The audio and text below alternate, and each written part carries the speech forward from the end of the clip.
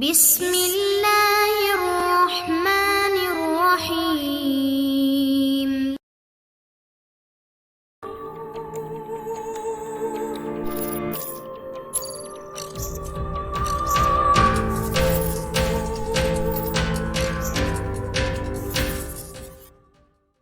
السلام علیکم دوستو، آصف نگری ناول بائے ایم اے راحت۔ اگر آپ نے ابھی تک ہمارے چینل جاسوسی دنیا کو سبسکرائب نہیں کیا تو سبسکرائب کریں اور بیل آئیکن پر کلک کیجیے۔ مجھے اس سے اتفاق نہیں ہے۔ وکیل صاحب کو میں ابھی نہیں بتانا چاہتا کہ میں اس عورت سے ملنے والا ہوں، ورنہ اس سازش کے تحت وہ اپنی تیاریاں کر لیں گے۔ تمہارا مطلب ہے کہ وکیل صاحب اس عورت کو ہوشیار کر دیں گے؟ مگر وہ تو ویسے بھی اس عورت کی وکالت کریں گے۔ بھائی جان، بٹوارے کی بات تائی جان کے علم میں ہے، وہ یقینی طور پر اس جائیداد پر آپ کی فوقیت چاہتی ہوں گی۔ ماما، شہاب بہت آگے بڑھ گئے ہیں۔ میرا خیال ہے ہم دونوں بھائیوں کے درمیان یہ اختلاف دیوار نہ بن جائے۔ آپ انہیں سمجھائیے۔ بھائی جان، یہ بات آپ کے علم میں لانا ضروری تھی، اس لیے میں نے آپ کو زحمت دینا چاہی تھی۔ ہم تینوں کے ذہن میں صرف ایک ہی بات ہے، وہ یہ کہ یہ نیا کردار تائی جان سامنے لائی ہیں۔ آپ ذہن نشین کر لیجئے اس بات کو کہ میں اپنے باپ کے کردار پر اس طرح کے کسی حرف کو برداشت نہیں کروں گا۔ تو تمہارا کیا خیال ہے؟ مجھے پاپا کے کردار پر یہ گشت زنی اچھی لگے گی؟ تم جذباتی ہو رہے ہو۔ میں بہرحال تم سے بڑا ہوں۔ اگر میں بھی جذباتی ہو گیا تو ہمارے خاندان کو نقصان پہنچے گا۔ لاؤ یہ کاغذات مجھے دے دو، میں اس سلسلے میں چھان بین کرتا ہوں۔ نہیں بھائی جان، اب نہیں، کیونکہ ہمیں آپ پر اعتماد نہیں رہا۔ پھر مجھے بلانے کی ضرورت کیا تھی؟ بس ایک فرض پورا کرنا تھا۔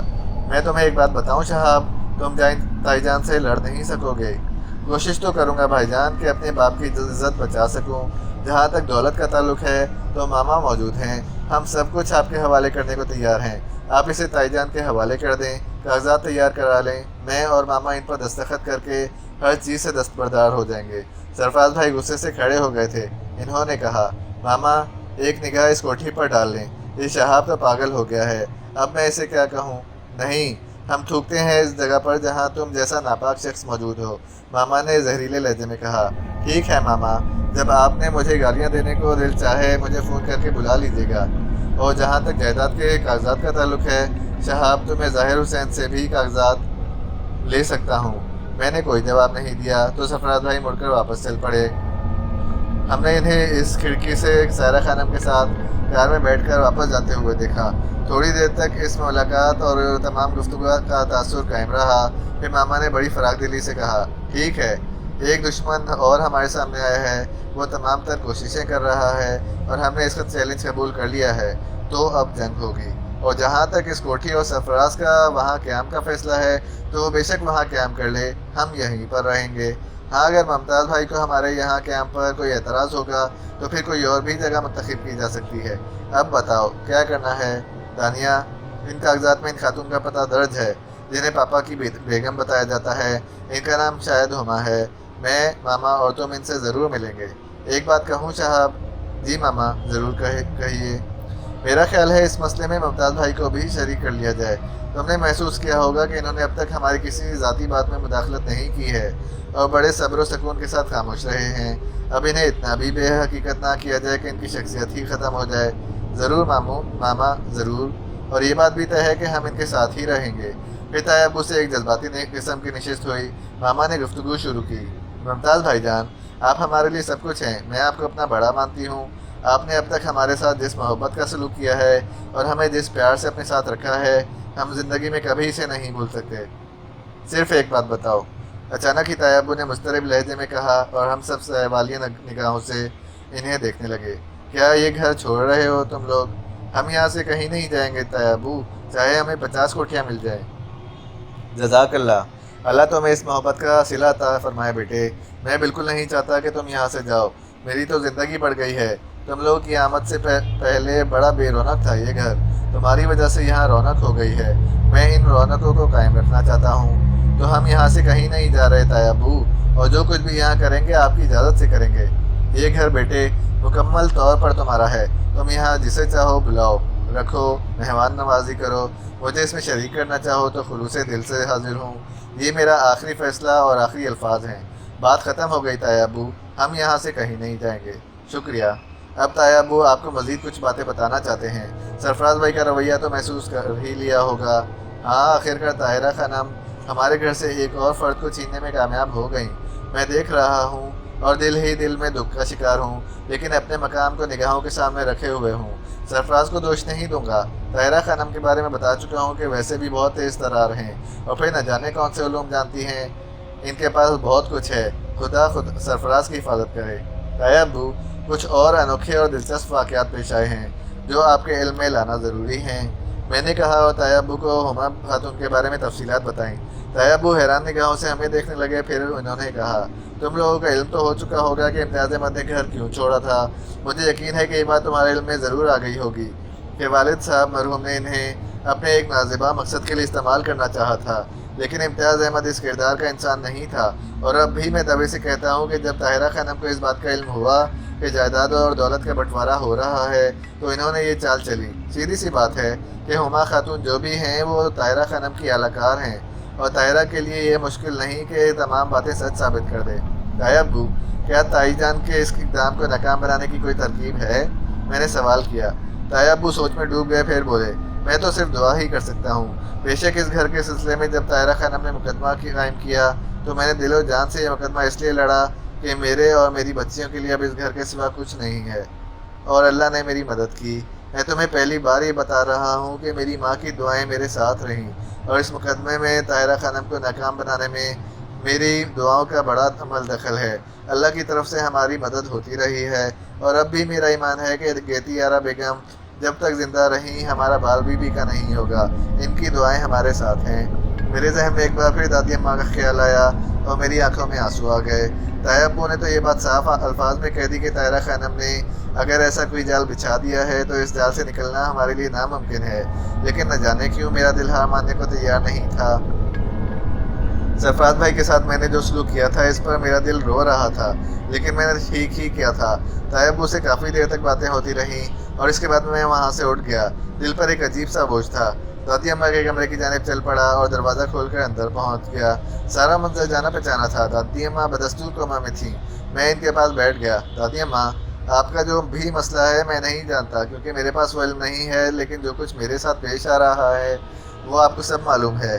تائی جان باقاعدہ ہمارے خلاف محاذ کھول چکی ہیں۔ انہوں نے بھائی جان کو اپنے قابو میں کر لیا ہے، اور دادی اماں، اس رات کو میں نے گھر کے اس حصے میں موجود تہہ خانے میں آپ کو حاجی صاحب کے ساتھ دیکھا تھا۔ اس کے علاوہ بھی بہت سے واقعات میرے علم میں ہیں۔ آپ بس ایک بات کا جواب مجھے دے دیجیے، کیا ہم یہاں سے چلے جائیں؟ میں نے بڑے جذباتی لہجے میں سوال کیا تھا، اور اس کا جواب بھی فوراً ہی مل گیا۔ دادی اماں کے ہاتھ نے اپنی جگہ سے جنبش کیا اور میری کلائی پر آ پڑا، اور اس کے بعد انہوں نے میری کلائی مضبوطی سے پکڑ لی۔ میری آنکھوں سے آنسو امڑ آئے۔ آپ کی اس گرفت سے میں نے یہ نتیجہ اخذ کیا ہے کہ آپ کو یہاں سے ہمارا جانا پسند نہیں۔ دادی اماں، بھائی جان کو اتنی آسانی سے تو نہیں چھوڑا جا سکتا۔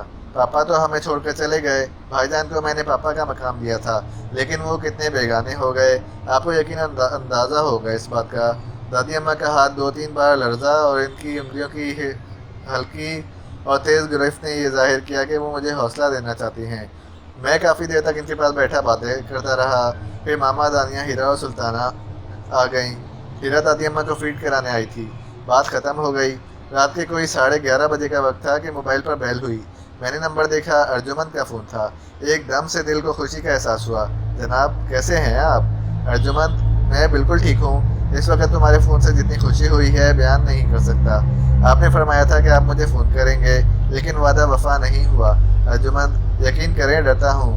کچھ حدود مکمل کر لی ہیں، حالانکہ دل ان حدود کو قبول نہیں کرتا۔ آپ بڑے گہرے الفاظ بولتے ہیں، جن میں لفظ کم ہوتے ہیں، جذبات زیادہ۔ جناب، آپ کا جب دل چاہے فون کر لیا کریں۔ نہ گھر سے مجھ پر کوئی پابندی ہے، اور نہ ہی کوئی آپ کے فون کا برا مانتا ہے۔ بڑے اچھے نمبر ہیں آپ کے ہمارے ہاں۔ خدا کا شکر ہے ارجمند، بہت سے معاملات میں بڑا پریشان ہوں۔ اللہ تعالیٰ نے دنیا کی ہر دولت سے نواز دیا ہے، لیکن ساتھ ہی ساتھ کچھ مسائل بھی ہیں۔ کیا؟ اچھا، ایک کام کریں، آپ فون بند کریں، میں آپ کو فون کر رہا ہوں۔ ٹھیک ہے، ارجمند نے کہا اور فون بند کر دیا۔ بڑی نفیس عادت تھی اس کی، کسی بھی بارے میں بحث نہیں کرتی تھی، فوراً بات مان لیا کرتی تھی۔ میں نے اسے فون کیا اور چند لمحات کے بعد دوبارہ رابطہ قائم ہو گیا۔ ہاں ارجمند، بہت سی ایسی باتیں ہیں جو میری ذات تک ہی ہیں، میں تم سے شیئر کرنا چاہتا ہوں۔ نوازش، اب ارشاد فرمائیے۔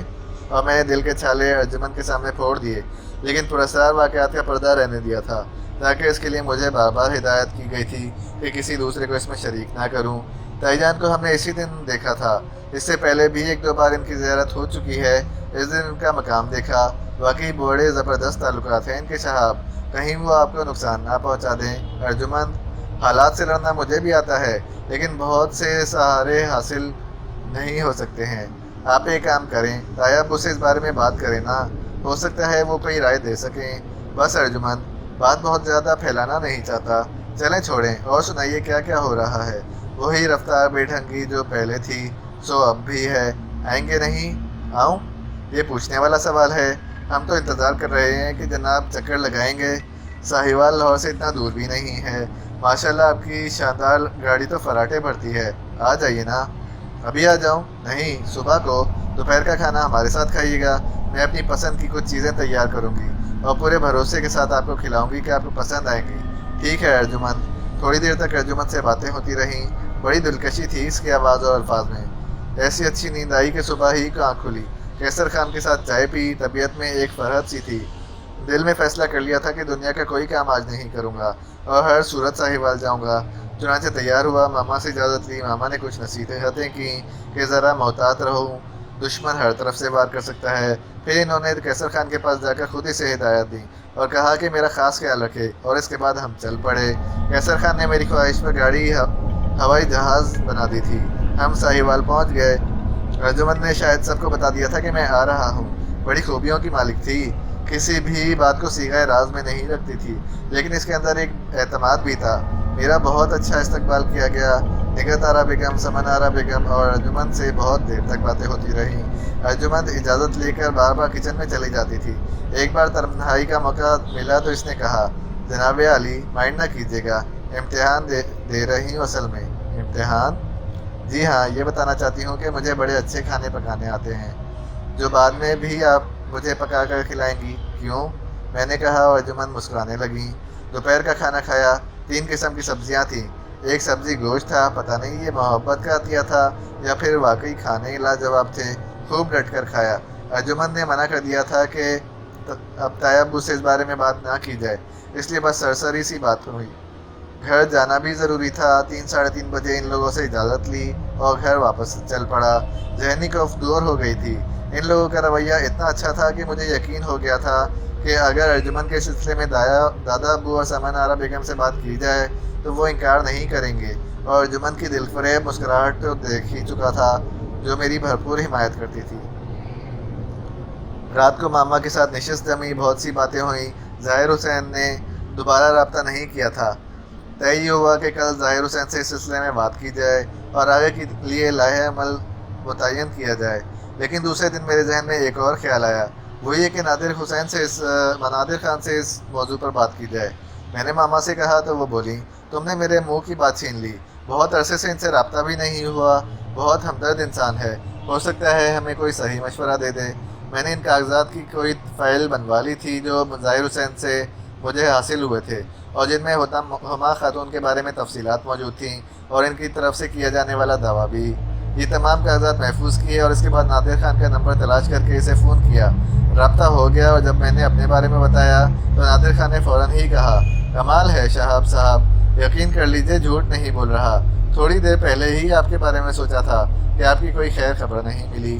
غلطی ہماری ہے نادر صاحب، بہرحال میں حاضر ہونا چاہتا ہوں، آپ تشریف لائیے۔ سر آنکھوں پر، تھانے آ رہے ہیں؟ جی تھانے ہی آ جاتا ہوں۔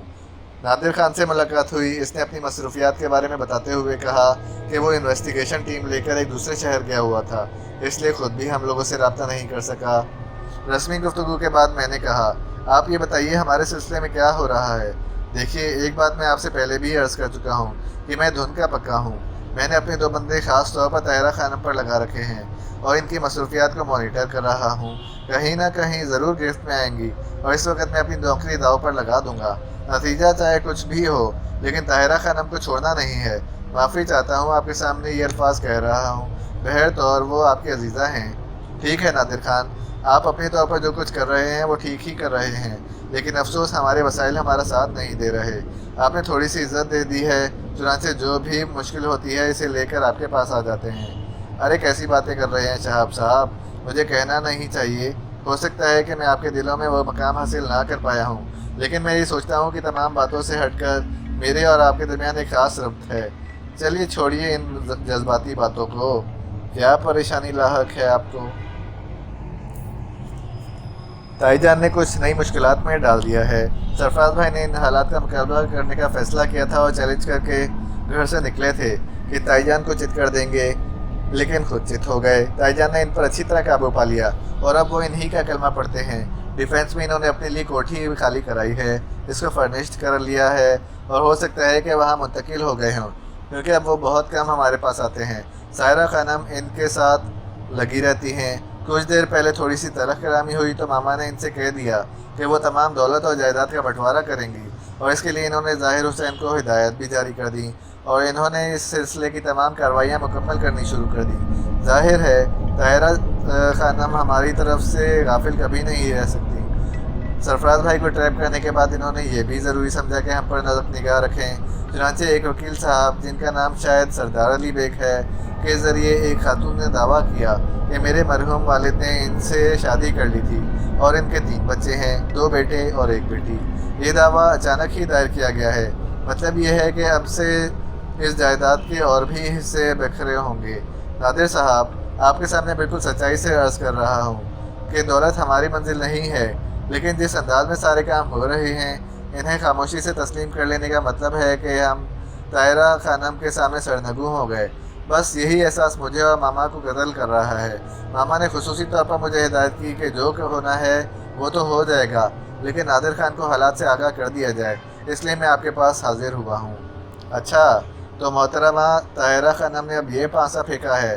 برائے کرم آپ ذرا مجھے وہ تمام کاغذات دکھا دیجیے، میں آپ کے لیے یہ لے آیا ہوں، میں نے کہا اور وہ کاغذات نادر خان کے حوالے کر دیے۔ نادر خان بہت دیر تک کاغذات دیکھتا رہا، پھر اس نے انہیں احتیاط سے رکھتے ہوئے کہا، بس یوں سمجھ لیجیے کام شروع ہو گیا۔ یہ ہما خاتون صاحبہ کون ہیں، کیا ہیں، میں ذرا اس کا جائزہ لیتا ہوں، لیکن ایک بات اور بھی آپ سے عرض کر دوں، خدا نہ خواستہ یہ دعویٰ اگر حقیقت نکلتا ہے تو آپ یقین کیجیے یہ دولت اور جائیداد ہمارے علم میں پہلے بھی نہیں تھی۔ ہمیں جو کچھ ملا ہے بے شک یہ ہمارے لیے غیر متوقع ہے، لیکن ہمیں اچھا لگا ہے اور ہم اس سے استفادہ کرنا چاہتے ہیں۔ البتہ اگر وہ دعویٰ سچائی پر مبنی ہے تو پھر قانونی طور پر انہیں ان کا حق ملنا چاہیے۔ اوکے، تحقیقات شروع ہو جائیں گی، آپ بے فکر رہیں۔ بہت نوازش، بہت شکریہ۔ نادر خان سے تھوڑی دیر تک بات چیت ہوتی رہی اور اس کے بعد میں نے اس سے واپسی کی اجازت مانگ لی۔ دل پر ایک عجیب سا بوجھ طاری ہو گیا تھا۔ دل تو چاہا تھا کہ ان خاتون سے ملاقات کروں جو میرے پاپا کی بیگم ہونے کا دعویٰ کرتی ہیں، ان بچوں کو بھی دیکھوں جو میرے سوتیلے بہن بھائی ہیں، جو تفصیلات ہمیں فراہم کی گئی تھیں وہ اس قدر جاندار تھی کہ ظاہر حسین بھی تھوڑے سے متاثر ہو گئے تھے۔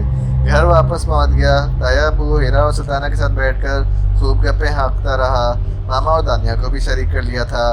بہرحال دن گزر گیا۔ رات کو وہی کمرہ جس میں لاتعداد واقعات پیش آنے کے باوجود میں نے اسے نہیں چھوڑا تھا، وہ میرا مسکن تھا۔ سرفراز بھائی یاد آئے، ہم ساتھ ہی سوتے تھے۔ اس وقت ان کا خالی بستر دیکھ کر دل پر ایک عجیب سا بوجھ طاری ہو گیا۔